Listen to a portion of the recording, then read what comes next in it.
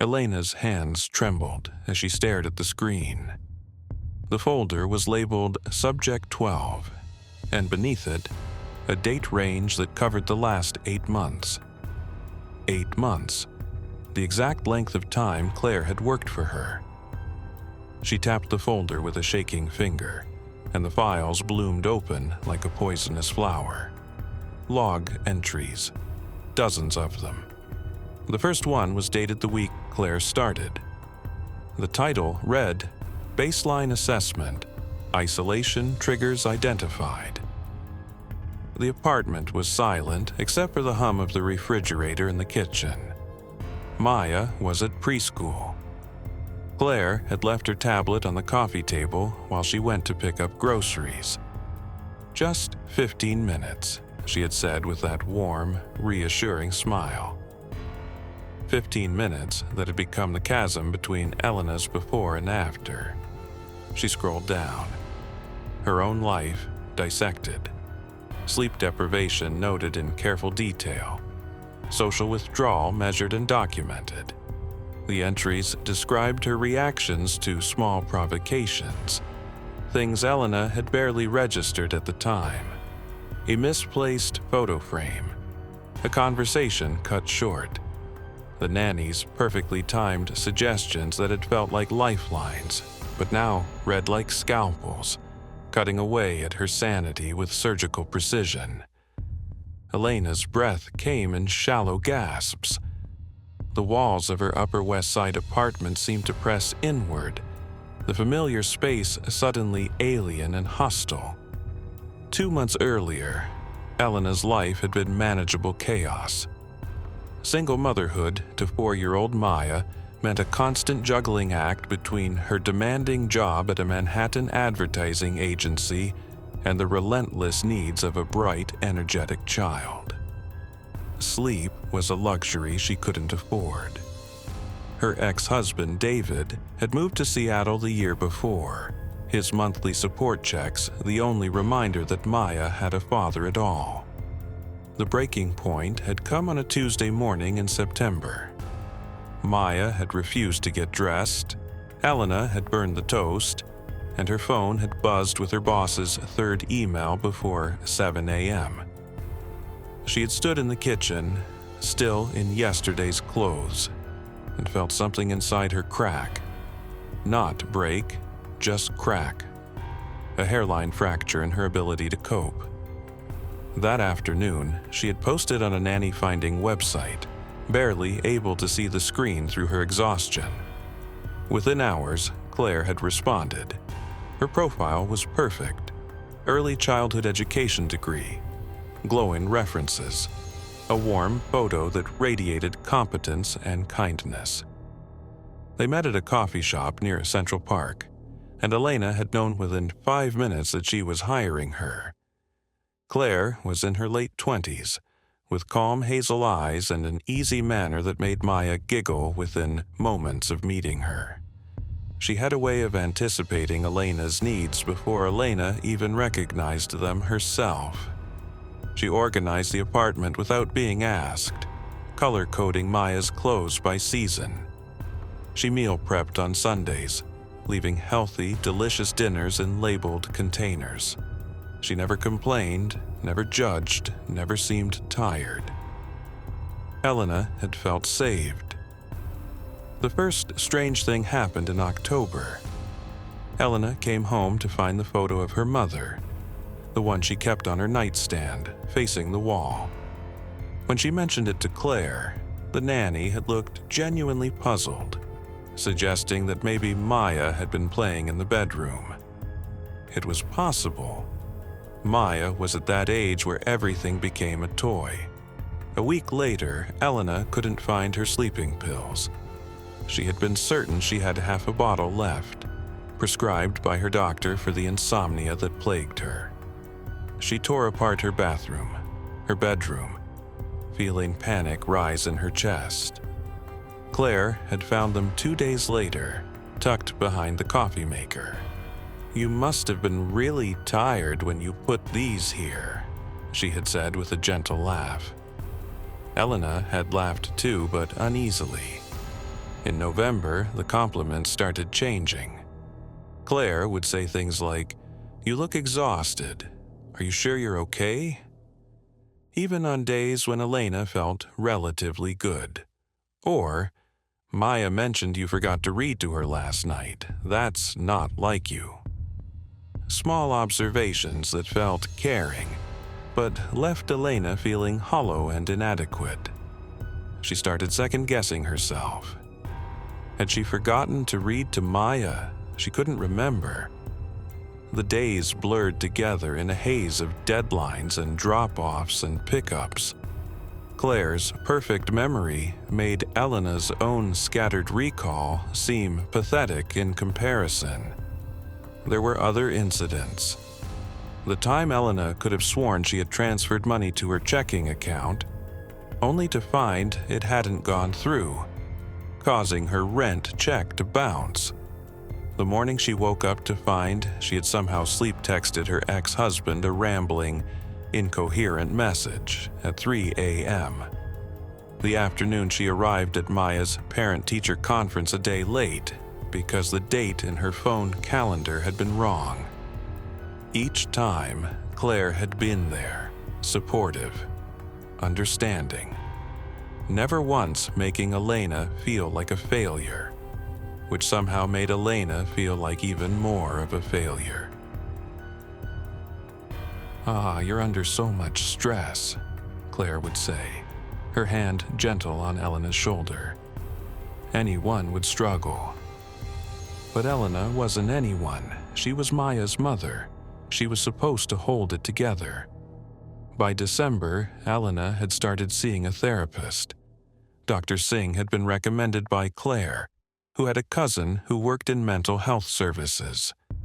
The therapist was kind and professional, and she prescribed Elena an increased dose of anxiety medication. The sessions helped, Elena supposed, though she often left them feeling more uncertain than when she arrived.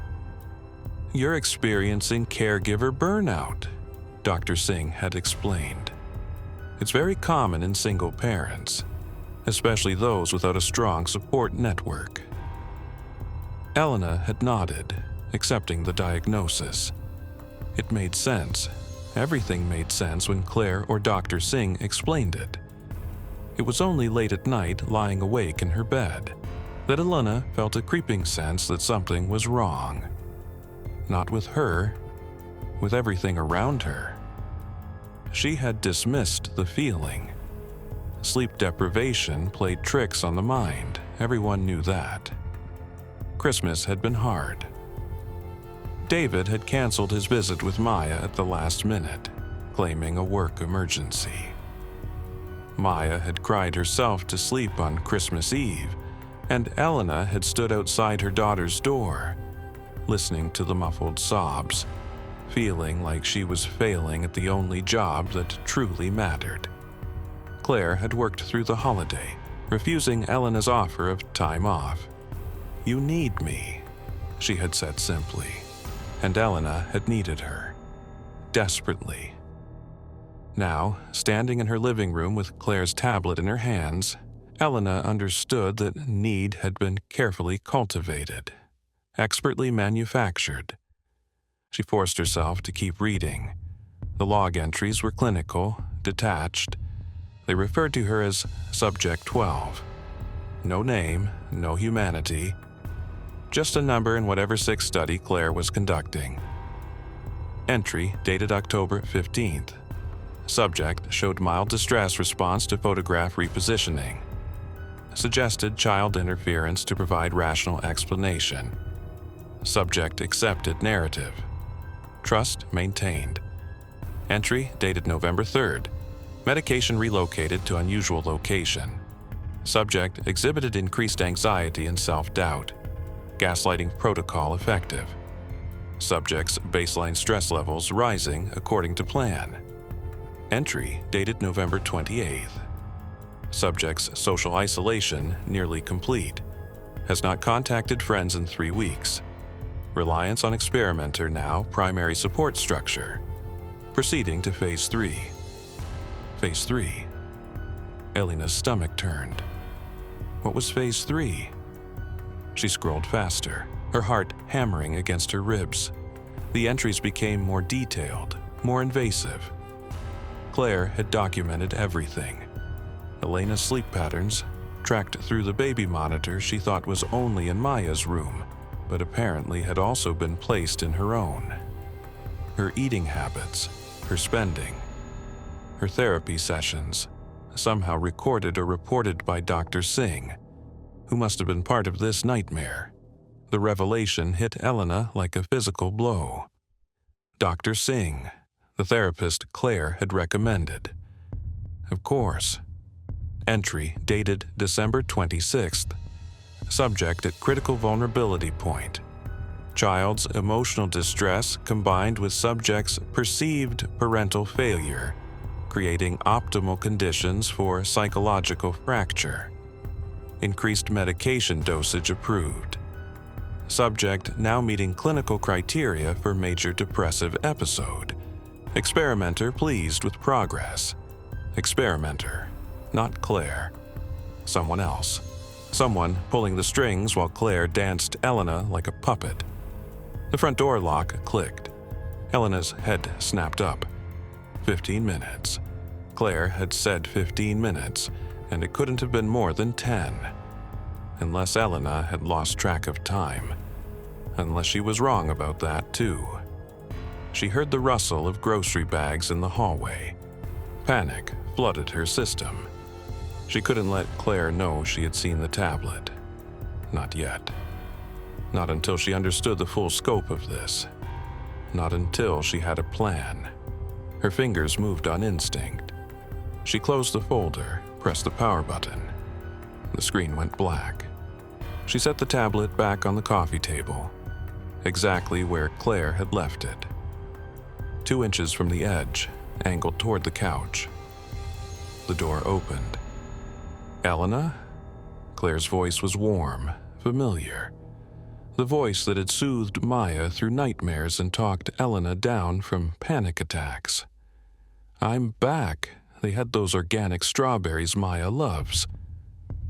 Elena turned, forcing her face into something resembling normalcy. Claire stood in the doorway, reusable shopping bags in her arms, her expression open and kind. The late January sunlight caught her hair, making her look almost angelic. Great, Elena managed. Her voice sounded strange to her own ears, thin and brittle. That's great. Claire's eyes flickered to the tablet on the coffee table, then back to Elena. For a fraction of a second, something passed across her face, too quick to identify. Then it was gone, replaced by her usual pleasant smile. Are you feeling okay? You look pale. Elena laughed, and it came out strangled. I'm fine, just tired. You should rest before Maya gets home. I'll put these away and start dinner. Claire moved past her into the kitchen, so close Elena could smell her perfume. Something light and floral. The scent made her nauseous. Elena watched her unpack the groceries with practiced efficiency. Every movement deliberate, every item placed with care. How had she never noticed how calculated it all was, how performed? Claire, Elena heard herself say, how did you find me? When you applied for the job, I mean. Claire paused, a bunch of kale in her hand. The website, you posted on Nanny Match. Right, of course. Elena's mind raced. Had she posted on Nanny Match? She thought she had, but now she couldn't be certain. And your references, I called them. They were glowing. I'm glad. Claire arranged the kale in the crisper drawer. I love working with you and Maya. You've both become so important to me. The words that should have warmed Elena now chilled her to the bone. She needed to get out of the apartment, needed space to think. I just remembered I have to run an errand for work. Will you be okay with Maya when she gets home? Of course. Claire's smile never wavered. Take your time. We'll be fine. Elena grabbed her coat and bag, moving toward the door with forced casualness. Her hand was on the doorknob when Claire spoke again. "Elena, don't forget your phone." Elena turned. Claire was holding out her phone, the one Elena had left on the counter. Their eyes met, and in that moment, Elena saw it. A flash of something cold and analytical behind the warm exterior. A scientist observing a specimen. "Thank you," Elena whispered. She fled. The January air hit her face like a slap. She walked quickly, not sure where she was going, just knowing she needed distance. Her mind spun in frantic circles. What did she do? Who did she call? The police? And tell them what? That her nanny kept detailed notes? That wasn't illegal. Unethical, certainly, but criminal. She needed evidence. Real evidence. She needed that tablet. But Claire would be watching now. If she suspected Elena had seen something, she would delete everything. Destroy the proof. Elena found herself at the entrance to Central Park. The bare trees stretched skeletal branches against the gray sky. She sat on a bench, her whole body shaking. Subject 12. That's all she was. The experiment, a data point, and Maya. God, what had they done to Maya? How had this affected her daughter? Her phone buzzed. A text from Claire. "Maya's home. She's asking for you. Everything okay?" The concern in those words, so carefully crafted, so perfectly pitched. Elena typed back, "Be home soon." She couldn't go to the police, not yet. She needed to play along, to make Claire think she suspected nothing. She needed time to copy those files to find out who the experimenter was, to understand the full scope of what had been done to her. She could do this. She had to do this. For Maya. Elena stood squaring her shoulders. The walk back to her apartment felt like walking toward a predator's den. But this time, she would be ready. This time, she would be watching too. When she opened the door, Claire and Maya were in the living room, reading together. Maya looked up, her face bright with joy. "Mommy!" Elena knelt down, gathering her daughter into her arms, breathing in the scent of her strawberry shampoo. Real. This was real.